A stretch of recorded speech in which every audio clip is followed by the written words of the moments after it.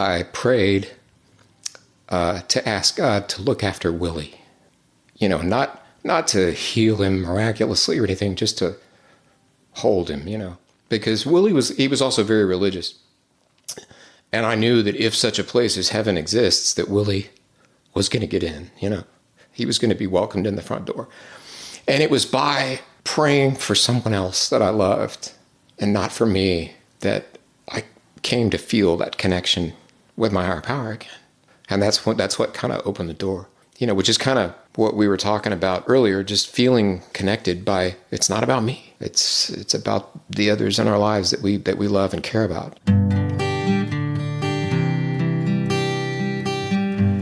Well, hello, friends of Bill W. and other friends. You have landed on Sober Speak. My name is John M.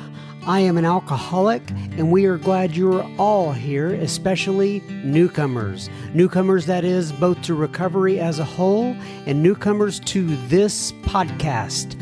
Sober Speak is a podcast about recovery centered around the 12 steps of Alcoholics Anonymous.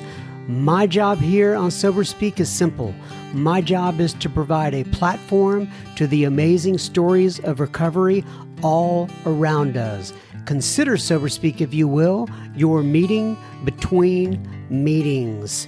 Please remember, we do not speak for AA or any 12-step community. We represent only ourselves. We are here to share our experience, strength, and hope with those who wish to come along for the ride. Take what you want and leave the rest at the curb for the trash man to pick up. Greetings from Studio AA, deep in the heart of Texas. That was the voice of our friend Sam S.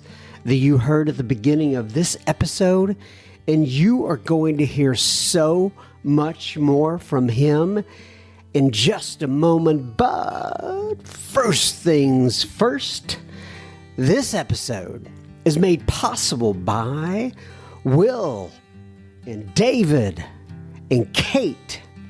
So you ask yourself, what exactly did Will and David and Kate do? Well, they stopped by our humble little website, www.soberspeak.com. They clicked on the little yellow donate tab and they made a contribution. So thank you so much, Will and David and Kate.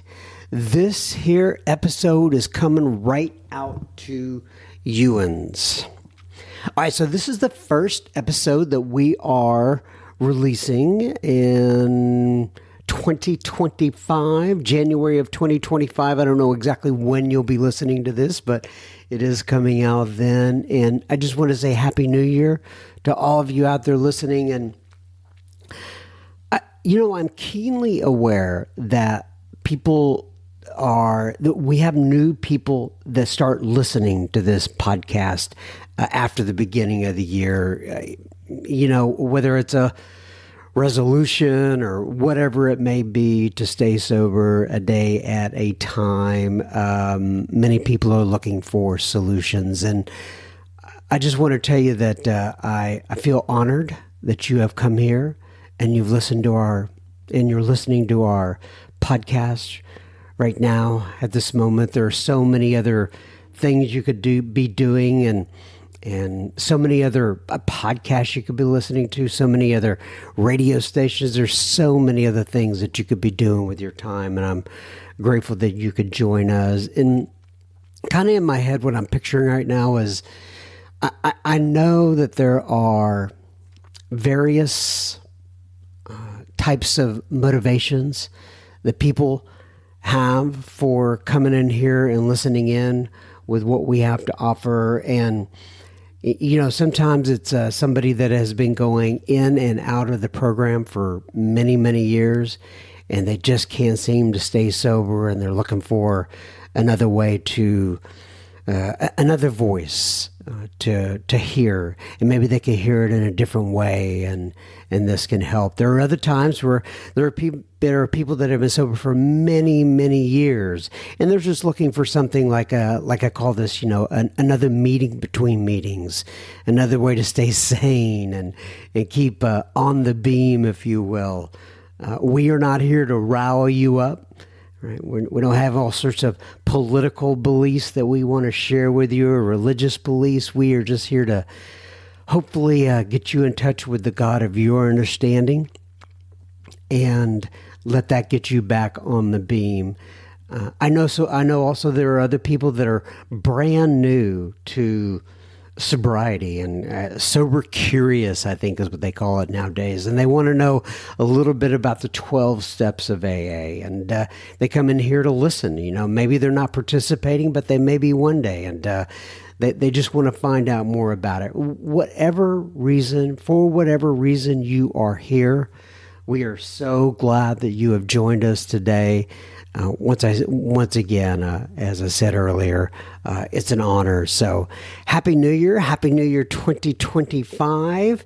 And I hope you have for my friends who are of the ilk that I am, I hope you have a safe and sober 2025. And I realize that is just one day at a time. But now, enough of my nonsense. Let's get on to our featured guest of the week. This is Sam S. Sam S. lives in Dallas, Texas, and we're calling this one, It's Not About Me. I really, really enjoyed my conversation with Sam. He is an amazing spirit, and he has incredible insight. There is a running theme throughout this entire episode of, quote, It's Not About Me, which I love, and I personally need to be reminded of every day because I quickly forget. We discussed Sam's musical background. Primarily, he's been a guitarist, the therapist that helped him along the way in his recovery journey, the passing of Sam's father and how that affected Sam. And we talk about Sam's, what he calls hiccup in sobriety. In other words, Sam came into the doors, in through the doors, I should say, in 1987, had a hiccup, and then reestablished his sobriety in 2004 once again. He had a sponsor at the time, I think, that said to him something like, Sam, you're on a cycle, and at the end of this cycle is a coffin. We talk with Sam about what he means by step zero, Sam's thoughts on AA and what the fellowship has meant to him and his life.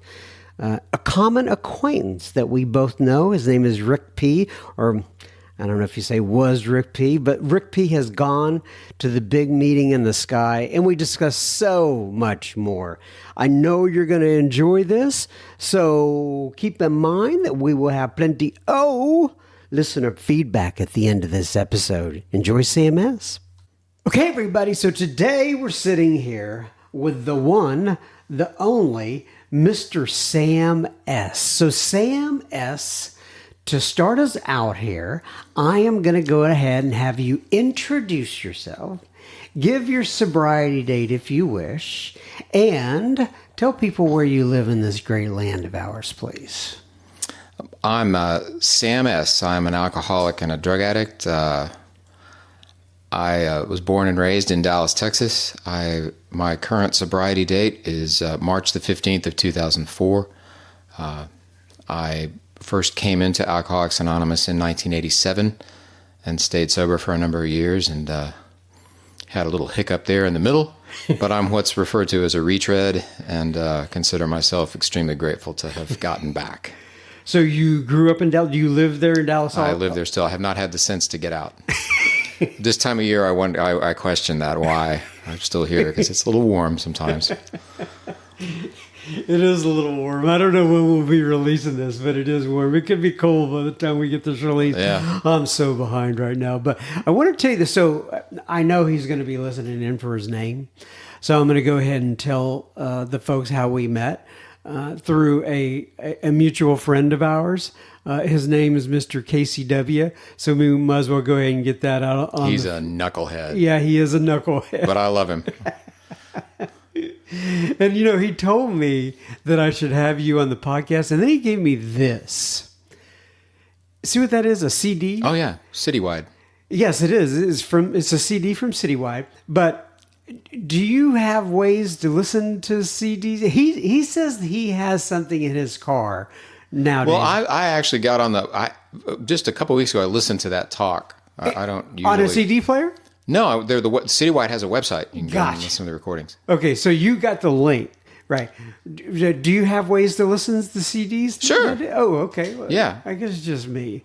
I just it's hard to listen to a CD nowadays for me. So Yeah, I wasn't. weird. It's become antiquated technology.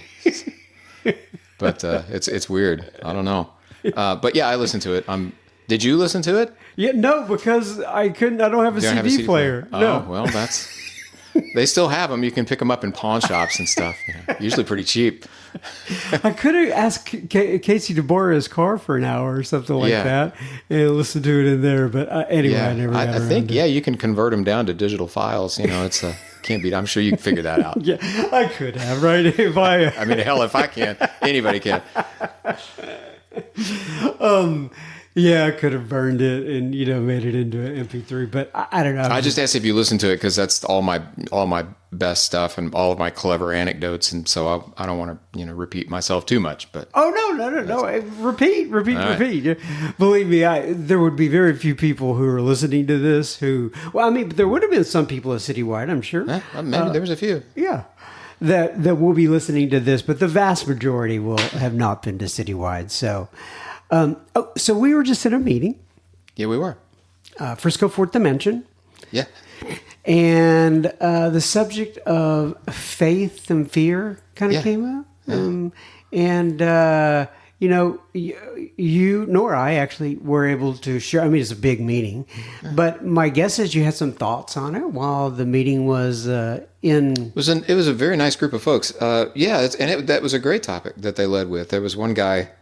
Sometimes you hear things in meetings, and sometimes I've already shared one of those anecdotes with one of my friends where a guy said that he was pretty successful, and he said the only thing that he failed at was urinalysis and marriages. I thought that's one of the reasons I go to meetings. You hear stuff like that. It's like, that's good. And he was probably entirely serious too. Yeah. Right. He knew how to make money. He just couldn't stop drinking, couldn't stay married. I guess it takes what it takes to get us in here. Yeah. I knew that was Jeff. Yeah, I remember that. Yeah. That was a great comment. Yeah. Do you have any thoughts on the topic, faith and fear? Well, sure. I mean, that's kind of the whole game in a lot of ways. One of the acronyms that I heard about fear is future events already ruined. Mm-hmm. And there's been it always comes back to that, because fear. It's just like it says in the book. It's a corrosive fabric. That and the one woman that quoted out of the 12 and 12, that's like termites that eat up the foundation. I mean, that's strong and beautiful language. And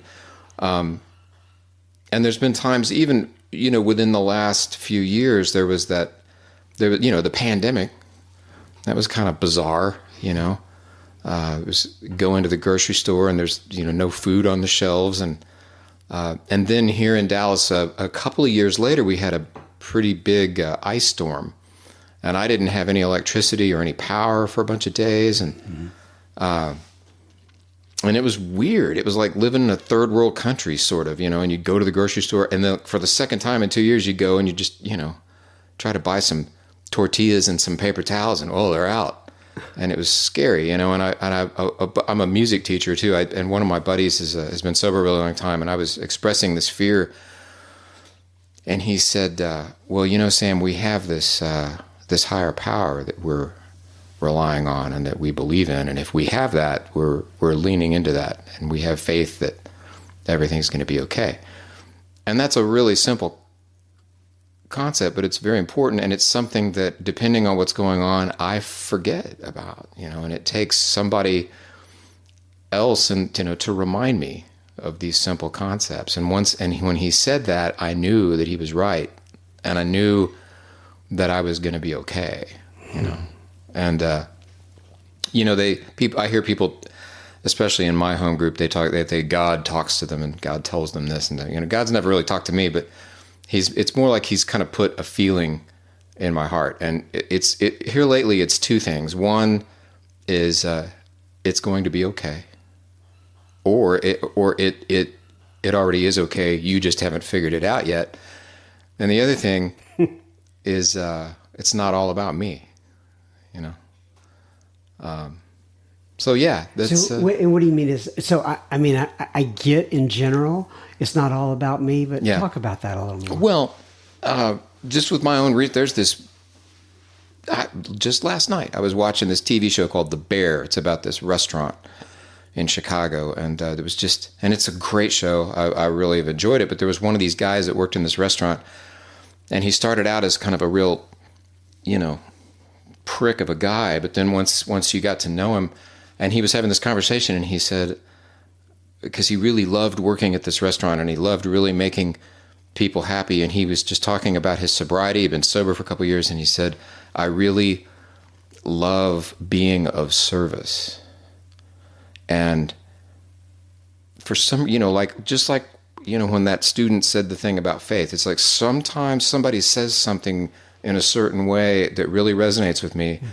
And I realize, yeah, it's about being of service. And that's really, and then it makes me question, well, how much am I being of service? You know, could I do a better job of being of service? And the answer is always, yeah, absolutely I could be. And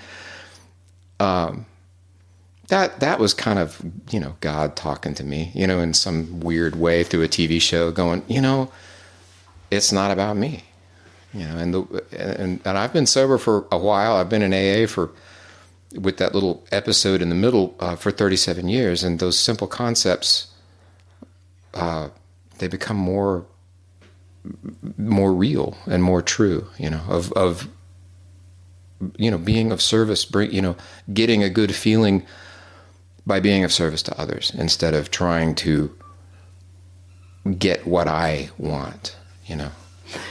I've always found it fascinating that I have the same thoughts as you were having it. And when I look back on my life and I think about the moments that have brought me the most joy and that I feel the most real and that I feel the closest to God, they're all in some form or fashion being of service and thinking about somebody else as opposed to myself. And you would think that knowing that, having that knowledge, I would wake up every single day and I would just be a sunbeam for Jesus, as they say, and I would just start thinking about others immediately. But that's why I still go to meetings. That's why I'm still constantly struggling. And there's probably plenty of normal people that do feel that way. But for me, being an alcoholic and being a tad on the self-centered side, that's not my usual go-to attitude. You know, really deep down, I'm kind of in it for me, you know, and I have to temper that, you know, and that's like my default position, in fact. You know, when I was brand new, my first sponsor back in 1987, one of the things he said was, do something nice for somebody. Sam, I want you to go out and do something nice for somebody and don't tell anybody, including me. And I remember when he first told me that, I remember thinking, well, if nobody sees me do it, what could possibly be the point, you know? and as I've been sober for a while, I realized that it's its own reward, you know? The other thing that happens along those lines for me, and I'm sure this has happened for you, is you'll be at a meeting and I'll see somebody somewhere and they'll say, I saw you at the club and I was brand new and I came in and you came over and you were friendly and you stuck your hand out and you made me feel welcome, or I heard you tell your story somewhere and it really resonated with me, and I have no memory of ever meeting that person. Right. You know, and it's just kind of, I just put it out there, and I think that's one of the miraculous things about this program is that God sort of sets it up that way to where I just do what I need to do, and whether or not it affects somebody else isn't really up to me. Right. Yeah. And when you see that it did have a positive effect, then it makes me feel really, you know, grateful. Right. Yeah. I've definitely been there. And sometimes it's a little funny because they'll say, when you said this, And I'm like, I have no idea I said that. And then sometimes it's on the other end of it where they disagree with something I said that. I had no idea. Sure. You know. All right, so let's talk about Sam a little bit, your story. First of all, I know just from talking to Casey, I know that you are, and you talked about it earlier, you're a music instructor.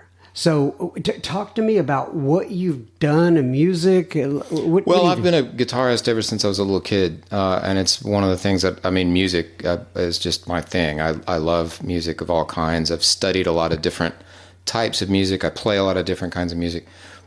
I wasn't really trying to be versatile so much as I was just easily bored.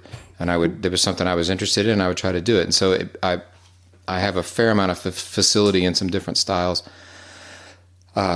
And I just started teaching guitar lessons probably 40 years ago as a way to, make money. And I've been able to do that. I also started repairing instruments about 30 years ago as another revenue stream. And I also play professionally as another revenue stream. And one of my standard jokes with students and with people is that I have this paranoia that, at some point somebody's going to make me get a real job, And all kidding aside, part of my story, when I was a younger man and started to realize that I had a little bit of talent and started to get some recognition for it, it really made me afraid, because I thought the idea of me being able to be successful doing something that I really loved, I must be putting something over on somebody, because they're supposed to be. And I know that a lot of people that hear this know what I'm talking about. I grew up with this idea that there's supposed to be this quotient of suffering, and maybe there is, but that doesn't mean I have to manufacture it myself, And so that's what I've done. And the thing about teaching, I've made a lot of really, really good friends over many, many years that have been my students, that have become, really dear long-term friends. What kind of, is this some particular style of guitar that you teach? Well, I play rock. I love rock music. I always, Who do you like in rock? Everybody. I mean, the Beatles Revolver was in my house when I was in kindergarten, and then my dad brought me home a Jimi Hendrix record when I was 8, and it just sort of went out from there. And I like jazz. My dad brought home an Oscar Peterson record when I was a teenager. I was in the middle of my, LSD and Yes and Led Zeppelin and Pink Floyd, and he kind of brought home this Oscar Peterson record and said, listen to this. Would you please listen to this? And I loved that too. And I studied classical guitar pretty extensively when I was in college. And so, that's. And when you play in a band, what kind of music have you played for the most part? I've played in some different kinds of things. I played in several rock bands when I was in the 80s, when I was in my 20s. I've done a lot of solo performing. I just got to play this thing with the drummer for the Police, a guy named Stuart Copeland. Oh yeah, Stuart. Yeah. Yeah, he did this thing called the Police Deranged. We played with the Meadows Symphony Orchestra at the Meyerson a couple of months ago. Wow. And I got to do that. And that was a kick. Yeah. A buddy of mine called me. He said, I got this gig for you, Sam. They said, it's going to be a lot of work, and I'm not sure about the money, but you're going to get to play Police songs with the original drummer. I said, I'll do it. And it was a great experience. That's great. Well, cool. All right, so let's go back then. You mentioned, where do you want to start? What do you want to talk about your background before you got into AA for the first time, and then we'll go through that hiccup part and then get past that. It's we can spend as much. I don't think my drunkalogue is any more compelling than anybody else's. I was a real scared kid, and I grew up in somewhat of a dysfunctional family. And I compared to a lot of what I hear other people go through when they're young, I'm almost reluctant to even say that. But that's one of the things about that, that I was thinking in the meeting today. When I was a kid, I was sort of installed with this idea that, I would be moving along thinking everything was okay. And it was like my mother sort of instilled this idea that just because you think everything's okay, there's something you're overlooking, right? There's always this other shoe that's going to drop. And sometimes there was. And my parents really weren't around. They were both professionals. So when I was 10, 11, 12 years old, I would go out and vandalize cars and, break into, and steal things. And my best friend at the time, who's still a friend of mine today, he was reading all these mobster books and he wanted to break into organized crime by starting as a numbers runner and just insane, it's insane stuff. And I think I was sort of saved by music, instead of a life of crime, because I would have been a lame criminal. I'm too, I don't know how empathetic I am, but I'm empathetic enough to not, hit people over the head and take their money, I had some sense of right and wrong. So I moved through that, and I probably started smoking pot and drinking alcohol when I was probably 12, there's a kid named a guy named Philip years ago at Preston. He said I started drinking when I was 12. He said, but it didn't really cause me any problems till I was 13. And and everybody laughs, and he goes, "No, man, I'm serious." He goes, "Junior high school was a pain in the ass." It wasn't really like that for me, but I, to condense it, the book talks about having a spiritual malady, and for me, what that looked like when I was, in my early adolescence and teenage years, it was, why would I want to walk around just feeling the way that I feel normally when I could be high or when I could have alcohol? And that was part of the ethic in the 70s, is if somebody presented you with some drugs or anything, it was impolite to not accept them and consume them on the spot. It was, which is nuts. But that's how it was in the 70s. I don't know how old you are, but it's the 70s was a weird time. And these things just progressed. I started getting into narcotics and other things and hallucinogens. I did a lot of hallucinogens. Yeah. I did a lot of hallucinogens. My God, I'm lucky I can still feed and dress myself. But and I had what I guess I would consider as fun. But then it just sort of turned into a creep show, as it went along. Creep show. And so by the time I was, and the other thing, I really had this bad aversion to intravenous drugs. I thought I didn't want to hang out with those people. I thought that was really the worst of the worst. And so, but in the year or two before I came to Alcoholics Anonymous for the first time in 1987, I found myself doing those things. Okay, and I started to notice that I was so opposed to that, and then I found myself starting to experiment with things like heroin and cocaine, intravenous, and that's pretty serious. And I was scared, because I started to notice that I had this sense of right and wrong, and I was betraying it, and it was almost like it was out of my control, which of course it was. And I had a therapist at the time, and I was trying to get, because that's the first thing you do, of course, is you go to a therapist, which was, when you're still drinking and using, you go to a therapist, and this therapist was very experienced. She said, well, maybe you might want to try to tone that down. She didn't tell me to stop, and she didn't tell me to go to Alcoholics Anonymous, because she knew that that's not the way you do it. You're attracted to it instead of having somebody tell you to go. But I would go to her and I'd say, well, I didn't drink too much, but I would start drinking, and I'd say, well, it happened again, and she would say, what do you mean it happened again? Weren't you there?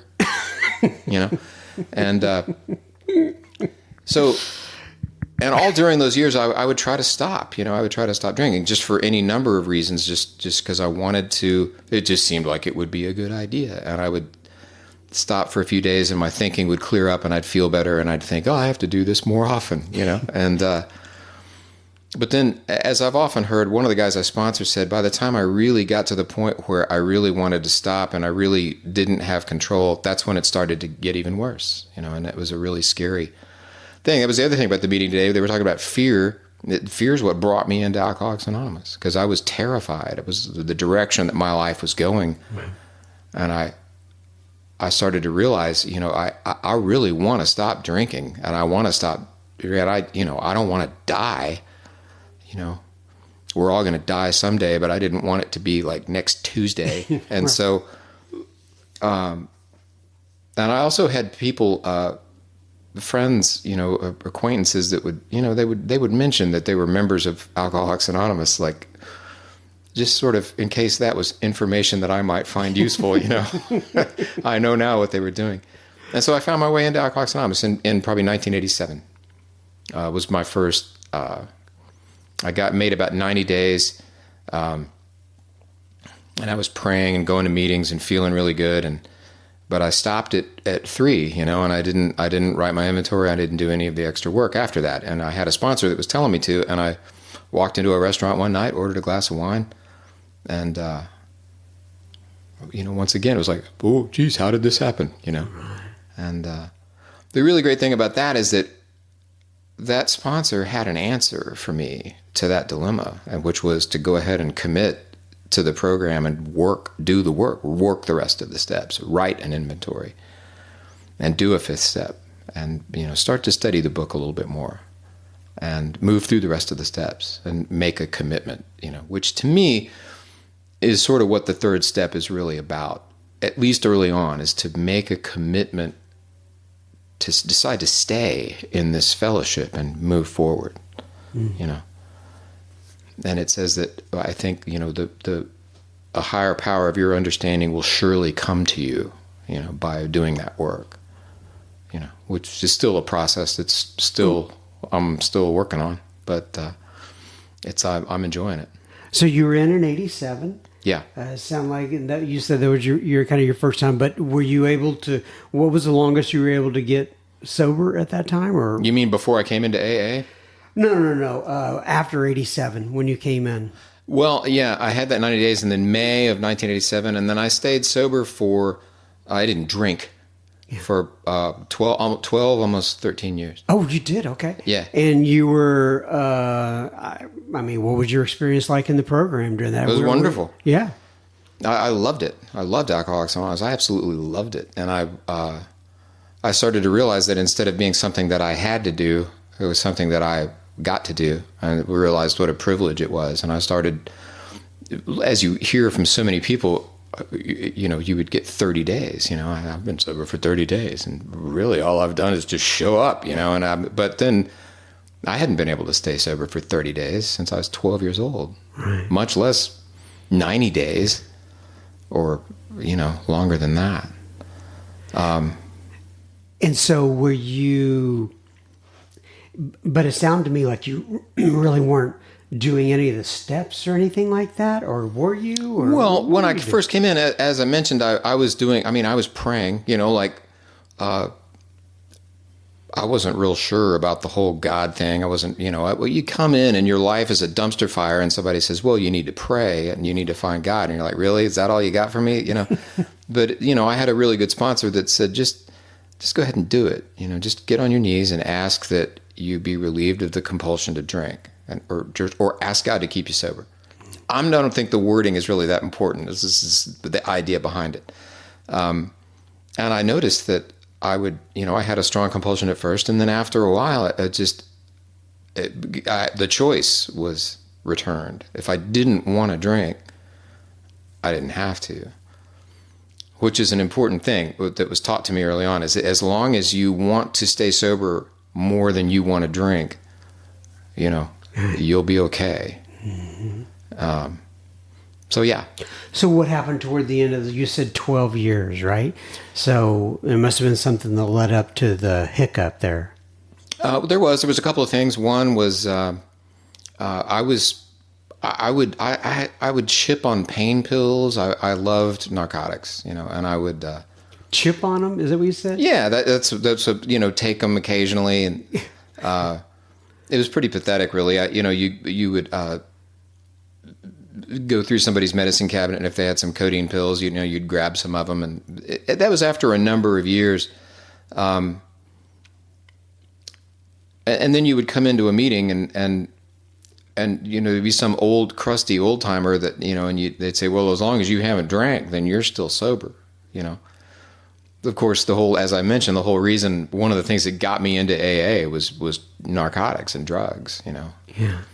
But you were struggling with that internally, though, I'm assuming. Well, I just thought it was one of those things that progressed. In fact, when I first came in, the guy that 12-stepped me said, I said, I've really got a problem with IV drugs. I'm not sure about being an alcoholic. And he said, well, then you shouldn't have any problem not drinking. And so, but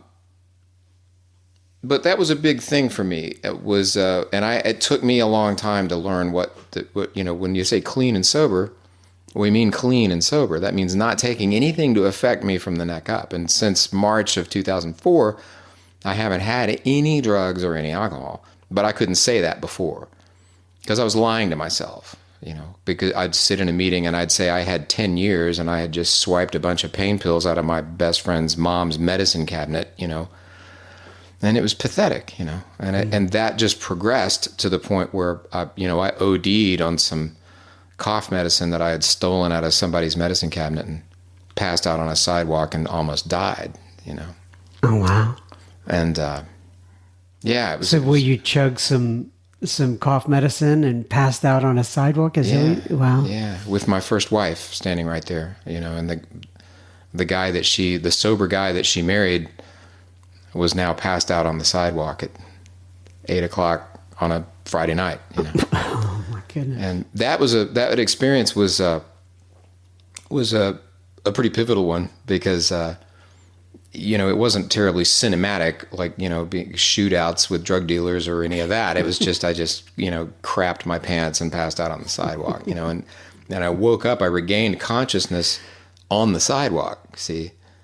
And most of the time when you wake up, you're in a bed, a large majority of the time. And so, and it's interesting because when that happened, that was I was in December of 2003 after I had been trying to get back in for a while, and I woke up on that sidewalk, and that thing in the book, I don't know if I can find it, but it says we can all have character and we can all have desires, but we found that the needed power wasn't there, that all of our intellect as summoned by the will was insufficient. They failed utterly. I remember that, it's that wherever that is. I think it's in I should have pulled it up, but that's what it says in there. And that sort of came to me when I woke up on the sidewalk. This is what failing utterly looks like. This is the best that I can do, and that was really my first step experience. After having been to thousands of meetings for over, more than 10 years, I finally realized. So at that point, you still haven't drank per se, right? I mean, no. Well, I drank on Christmas of 2000. Okay. Well, so was that after the No. I'm sorry, I skipped over some things. That's okay. But yeah, no, that was the point about chipping on the narcotics and still thinking that you're sober. And so when I drank again, it was just sort of to close the loophole because I was just sort of tired of lying to myself. I probably shouldn't have done that. Obviously, I shouldn't have done it. And the other thing that some of your listeners, if people are sober, if you've got any time and you still have this romantic notion that there's any relief to be had from drinking. I remember when I drank, it was the first time I drank any alcohol in almost 13 years. And I took this first sip of wine, and the first feel, instead of it being, oh, my old friend, it was just, oh, I remember this. Uh-huh. I mean, that's really what it was like. Oh yeah, this thing. And then I drank a bunch of it and I couldn't get drunk. Oh no. It just made me feel shittier and shittier, just like it did the last time I drank 13 years earlier. It was the misery was just right there waiting for me. And as I say, I guess I needed to do that. I probably could have I'm sure I could have approached it differently, but that's what it took for me to realize. And this is important for me personally, was to get to a point to realize that there's no more pleasure, there's no more relief to be had from alcohol and drugs. And it took that for me to get to that point. Right. And as you work with guys and I work with guys, and I can't, I had to do that to get to that point myself. I can't make anybody else get to that point. Mm-hmm. But that's, you know, that's what that's sometimes referred to as step zero, where you're really ready, you know. So how long were you out, so to speak? I was out from 21, 22, I was for 3 years. 3 years. With little fits and starts in the middle. When you say fits and starts, well, I would come into meetings for a while, and okay, I would, you know, I'd think, okay, I'm going to, you know, turn over a new leaf. And it sort of took that experience on the sidewalk for me to sort of bring me around, you know. Okay, so after the experience on the sidewalk, was that like March 14th of 2004? No, that was 2003. I still, you know, took a couple of pills, and I think I had to fly over to Europe to do a thing that I was playing, and I figured it would be a good idea to take some Xanax so I could sleep on the plane, you know, just for, you know, like I say, well, yeah, it's a good idea, you know, it's a good idea to take some Xanax as if you're a lifelong drug addict. And, and I just had a conversation with my sponsor at the time, and he said, you know, it's kind of a strange way to put it, but he said, Sam, you're on a big circle. You're on this big cycle, and there's a coffin at the end of that cycle. Mm-hmm. And so that's just, I just decided to stop. You know, I mean, I don't know why that one was the final one, but that was March, you know, middle of March. I think I might have added a couple of days just as a buffer, but it was ever since March 15th of 2004, I've been in. Buffer. I mean, you know, I could probably say March 13th. It doesn't really matter now. Just to keep it on the safe side, you know. Try to be honest here. The only way I figured out mine is I went back and looked at some receipts from a bar that I was in, and I mean, it was months later. I go, oh my goodness, I think I may have a chance now. So I went back and I saw it, and I was like, oh, that's the date. Yeah, go check the receipts. That's funny. Yeah. Okay, so all right, so now March 15th. Yeah. You get back in. Was it easy? No, okay. It wasn't, because I wasn't really feeling the God thing, what I call the God thing, kind of callously, but and what I probably didn't mention before, and I don't really want to talk about this because it's too tough for me to talk about, was when I was sober the first time, I started to regain a relationship with my father. My father was a great, great man. He was an architect. He was a wonderful, wonderful, cool dude. And you see, this was this idea that I had when I was sober the first time, is as long as I prayed, as long as I stayed sober, as long as I did the right thing, I don't know why I thought this, but everything was going to be fine. And nothing bad was going to happen to me or the people that I loved and cared about. It was just going to be smooth sailing, you know. And my dad, we had a conversation one night, and we talked about a lot of things, you know. And I was starting to have a relationship with my father as a peer instead of as a, you know, oppressive. And he told me that the biggest fear that he had in his life, and he didn't talk about stuff like this because he was the World War II generation. The biggest fear in his life was to have something happen to where he would be an invalid. Then he would have to be taken care of. And I remember the look on his face when he was telling me that. Like, he really didn't want that to happen, you know. Like, that would just be the worst thing, you know. And probably, I don't know, within a year or something like that, he suffered a massive stroke and nearly died, but didn't. And that's exactly what happened to him for the next 7 years. And I got angry at God. There's just no other way to say it. And I have enough time away from it now. And part of it was that story in the book, Dr. Paul's, it was called Dr. Alcoholic Addict in the third edition. Mm-hmm. It's called Acceptance is the Answer Now. And it's a great chapter. And Dr. Paul is a cool guy.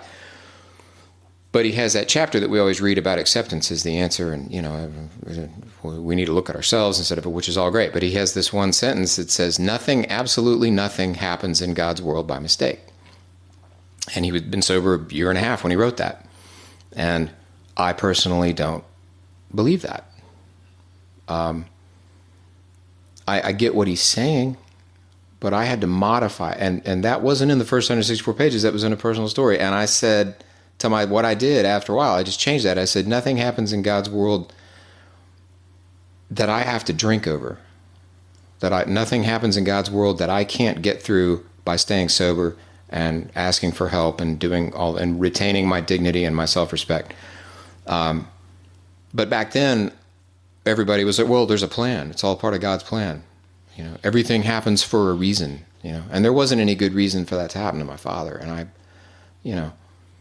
I think I said that at Citywide. It was, watching him deteriorate, was just like having my skin peeled off to have to watch that. There were good aspects of it because I was able to be there for him. I was able to show up for him. I was able to take care of him when he knew that I loved him, but it was hard. It was really hard. And when your faith gets shaken like that, the whole purpose of AA is to find a power greater than ourselves that we can, the book says, solve our problem. It's all about having some kind of a relationship and a dependence on a higher power, as I know you know. And if that gets shaken or messed up, then I'm on the skinny branches. I'm out on, thin ice, and any other number of lame metaphors I could use. But skinny branches, yeah, I like that one. Yeah, a friend of mine says that a lot. When she's, that's what she calls it. I'm out on the skinny branches again. I need to get back closer to the trunk.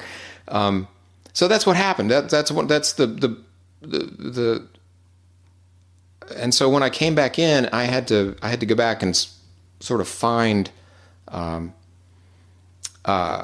And I'll tell you how I did it. I'll tell you what happened. There was another old man that I knew he was named Willie Baker, and he was a guitarist, a jazz guitarist, and he was as old as Methuselah, and he had this wife that he had been married to for 65 years and still loved, like the day they met.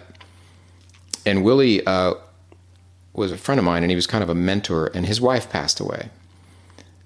She got sick and she passed away, and he was in his 80s by then. And what happens in those kinds of situations, very often, not always, but is if, and I think it happens more with the husband than the wife, he just sort of deteriorated away, and he was gone within 6 months, And right at the time she died, he was this vital, he was old, but he was, going deer hunting, pulling the engine out of his truck and changing the crankshaft bearings. I mean, he was a vital guy. And so when he got sick, what I did, I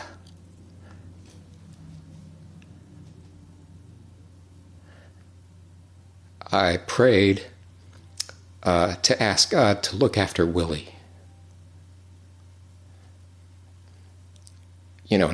Not to heal him miraculously or anything, just to hold him, because Willie was also very religious.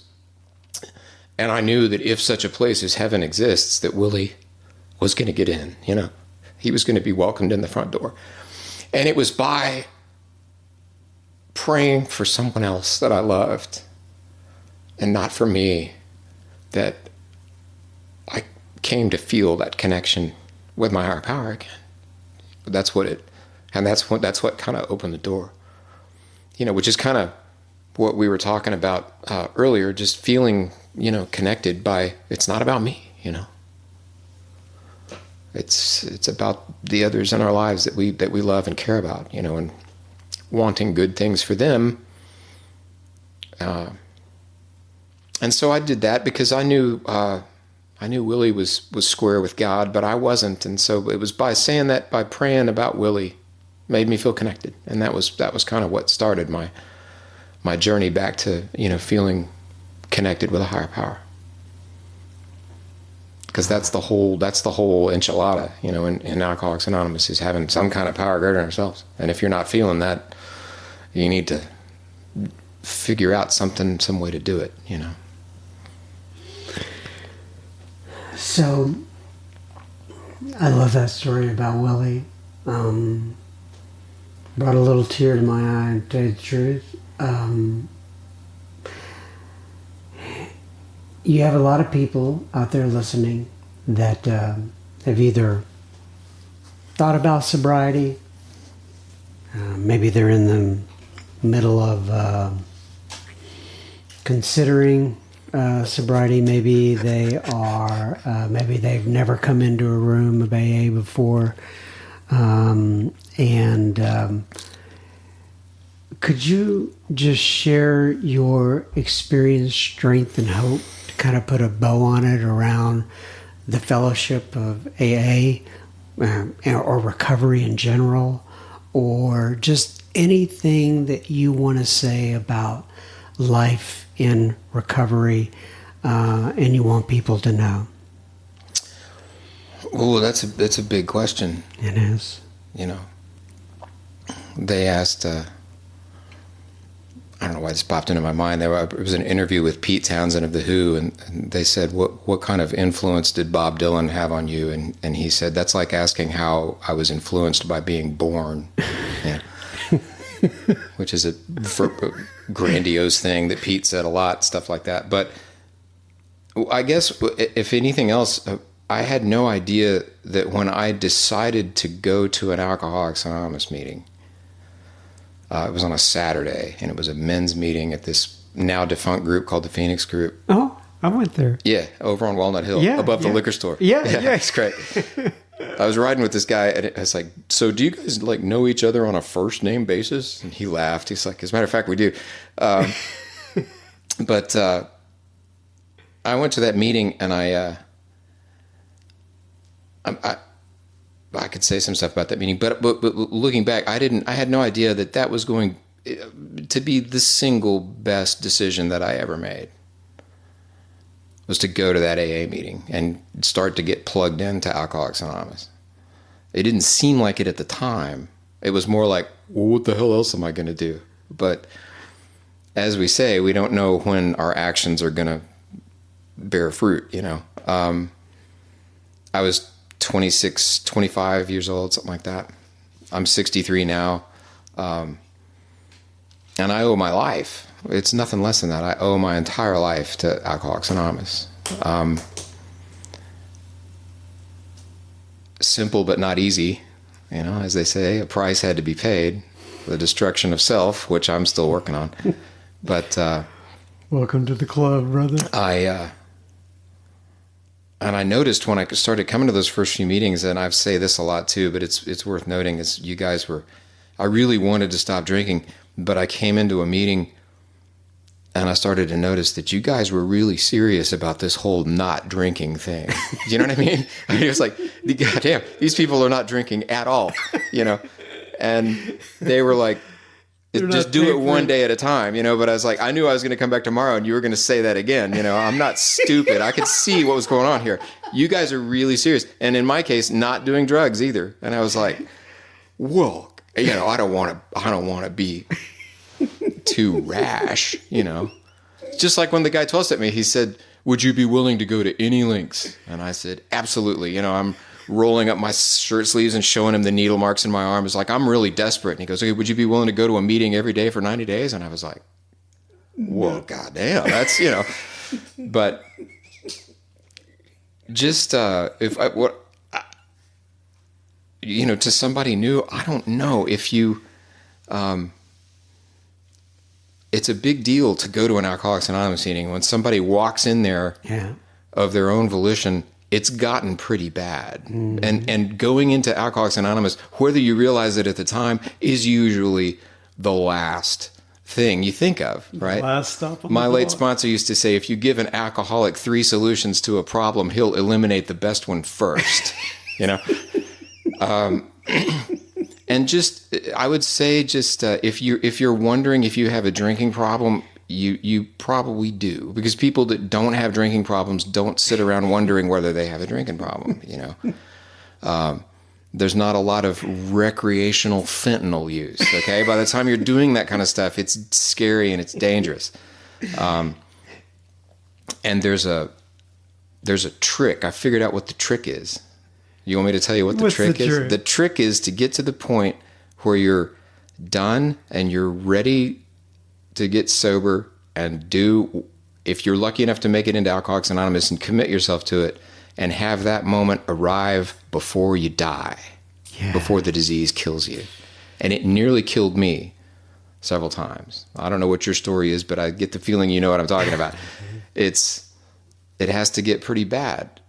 What bad looks like for various people, it changes. I'm kind of a Cub Scout now that I see a lot of the people that I know that have come in, but I used to be bummed out about that because I didn't have a bunch of DWIs. My entire criminal record is, I spent an afternoon in juvie for marijuana possession when I was 15, and that's okay, is to just have an open mind and come in, try some different groups, try to, people just like I did. It's like, really, I'm supposed to find God, who are these knuckleheads, but just give it a try and come in, because, if it does half of, for you, what it's done for me, you'll be okay. When I think of the Phoenix group, you were talking about that earlier, I always think about a gentleman named Rick P. Did you happen to know Rick P.? Rick P. was my sponsor for many years. Oh, really? Yeah, and it was probably my favorite AA member that I've ever had the privilege to know. He was a trip. He really was. Golly, I mean, he really was. Yes, he was. He was. As I had another guy on in another episode I recorded once, he said, "Not for public consumption."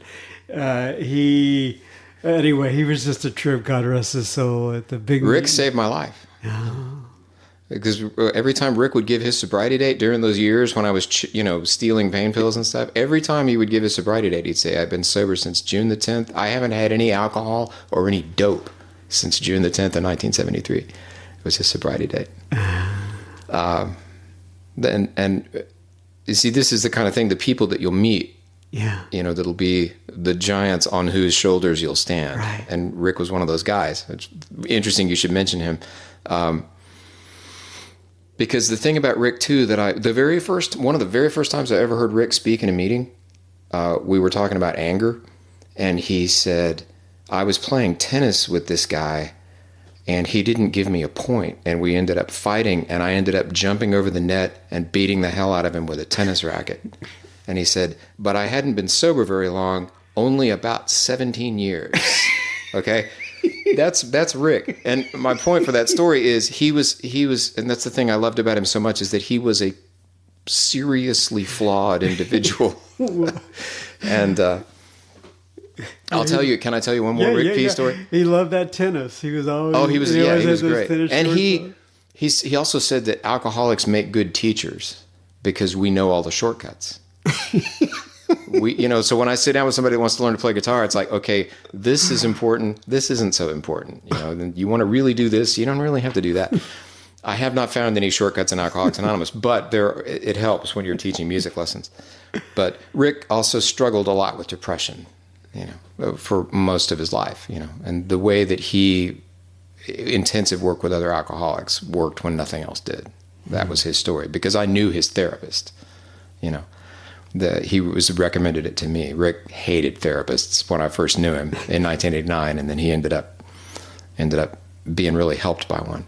But Rick was really depressed, and he worked at a sporting goods store. I can't remember the name of the store, but it's not important.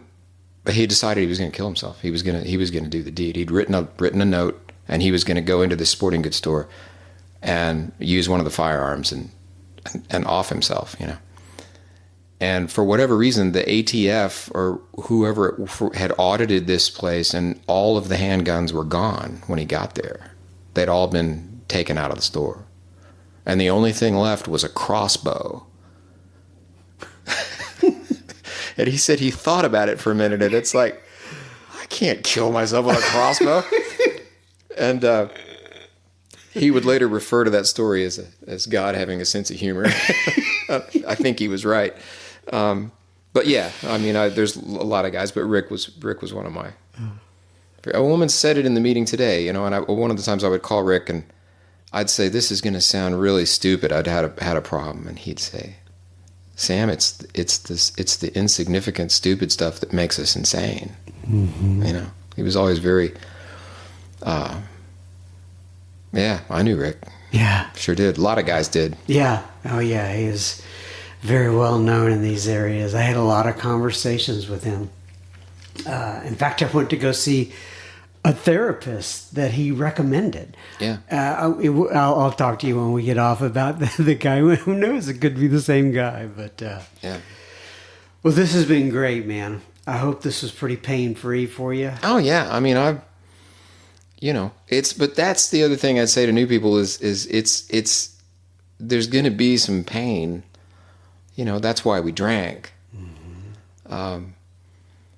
People say that, in meetings, they say there's a part of my brain that's trying to kill me, when they talk about the disease. And I know what they mean, but I think that for alcoholics and addicts like us, there's a part of our brain that doesn't know how to deal with pain other than self-destructing. And what Alcoholics Anonymous taught me was how to deal with pain without having to self-destruct. And I can get better instead of having to hide, Well put. Which is a process I'm still working on. Yeah. Welcome to the club. Yeah, brother. man. Yeah. All right. Well, I'm going to go ahead and wrap it up here with Okay. page 164 from the Big Book. Was there Okay. something you wanted to read? Yeah, there? there's something, Yeah, go since for you it. mentioned Rick, Yeah. he got 40 years in 2013. Okay. I went to a meeting and I was going to give him a clap. There were two guys that had 1 year, and there was their birthday too. They had 1 year and 5 years. And when it got around to him, he didn't say anything. It was his 40th year to the day. Right. And he didn't say anything. And I know why. It's because he didn't want to take the thunder away from those new Those guys. guys. But I was cheering birthday night when he got his chip, his 40-year chip. And all he did was he got up and he read this paragraph out of Working with Others. And it says, both you and the new man must walk day by day in the path of spiritual progress. If you persist, remarkable things will happen. And this is maybe my favorite sentence in the entire book. It says, when we look back, we realize that the things which came to us when we put ourselves in God's hands were better than anything we could have planned. Follow the dictates of a higher power, and you will presently live in a new and wonderful world, no matter what your present circumstances. And Rick read that paragraph, and then he sat down, and that was his remarks on his 40 years. So, yeah, I'm so glad you brought him up because I really loved him a lot. Yeah. A lot of other guys did too. Yeah. He left a great legacy. And I saw him at several different meetings all the time. He was all over town. He was moving and shuffling, Yeah. and generally speaking, he wouldn't stay the whole meeting. That's right. And if you went to a restaurant with him, he had to sit out on the outside because if he wasn't feeling it, he needed to leave. And nobody that I know ever rode in a car with Rick. And he explained to me that if he didn't want to be with you, he didn't want to have to be trapped in the car with you. Like I said, which is wonderful. I love that. At least he was honest, Oh, I love that. I love it. All right, so I'm going to wrap it up here with page 164. It says, abandon yourself to God as you understand God. Admit your faults to Him and to your fellows. Clear away the wreckage of your past. Give freely of what you find and join us. We shall be with you in the fellowship of the Spirit, and you will surely meet some of us, like me, Sam, yes, as you trudge the road of happy destiny. May God bless you and keep you until then. Thank you again so much, Sam, for coming by. I really appreciate it. Thanks, John. It's been a real privilege. Outstanding, Mr. Sam S. Once again, it was great spending time with you. And for all the listeners out there, remember now, we do not want you sharing your toothbrush, but we would love for you to pause that episode. Pause your device, click on that episode, and share Sam's experience, strength, and hope with another friend or family member. That may be just what they need today. Now, on to a little bit of listener feedback. Jane writes in and she says, "Hi, John. I live in North Vancouver, British Columbia, Canada. I'm 7 years clean and sober." Good for you. She says, "I go to AA conventions in Mexico, in Hawaii, and in July 2025, the World Convention will be right here in Vancouver. It is going to be epic. I found your podcast on Spotify. I listened to the speakers on my way to work. Thank you for your service." Big clapping hands. Well, thank you, Jane. I have actually considered coming up there to Vancouver. I've been looking into some travel plans lately. I don't know. I'm just going to see how it goes. But I'm so happy that the Great White North is hosting this next international convention. And I'm glad it's right there in your backyard. You don't have to get on a plane and go anywhere. That is absolutely fantastic. Appreciate you listening, Jane. Taylor writes in. Taylor says, "Hi, John. I live in New Hampshire. I heard about your Facebook page on your podcast. I listen to it every morning on my drive to work." Hey, that's two people in a row on their drive to work.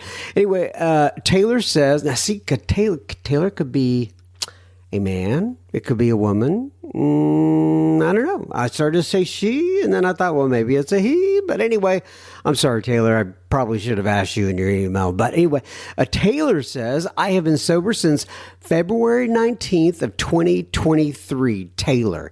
Well, Taylor, thank you for listening. I appreciate you tuning in. Keep listening to us on the way to work every morning. And on this particular morning, whenever you're listening to it, you'll get to hear your name. Thanks for writing in, Taylor. Curtis writes in. Curtis says, "Hi, John. Thank you for the ad to the Facebook group. I'm currently stationed at Fort Carson, Colorado. I've been in the military for 2 years now, and I have 13 years of recovery. Just started listening to the podcast. Thanks for your service. Best regards, Curtis A." Well, a couple of things there, Curtis. Number one, thank you for your service. Really, really appreciate that. I'm in so much awe of our military and the people who do work there with the military, and God bless you. And congratulations on your 13 years. I'm glad you're in the Facebook group, and thank you for listening to us on the podcast. So, a couple of you may be asking yourself, hey, how do I get into that Facebook group? Well, just search up Sober Speak Secret Group on your Facebook application and ask for admission into the group, and we will get you on in there. The bar is very, very low. And if you are not following us on Instagram, we are there as well. That's at Sober Speak, all one word. And if you want to write in just with your thoughts, concerns, ideas, I don't know, just tell me how you're doing today, whatever. Oh, and I always love to hear about when people write in and they are mentioning somebody else in their life who has acted as a guiding light for them, like a sponsor or, somebody who got them into the program or something like that. And they just want to give them a shout out on the air. You would write me at John, JOHN at soberspeak.com. Once again, Happy New Year, everybody. Keep coming back. It works if you work it. What else do I say? I say that, and then I say another thing. And that other thing is, I take this 1 week at a time. I hope to be back next week, but you never know. This life is short. And then the third thing I like to say is, may God bless you and keep you until then. That is a wrap on episode number 377. Once again, thanks for joining us, everybody. God bless you. Love you. Once again, have a great year.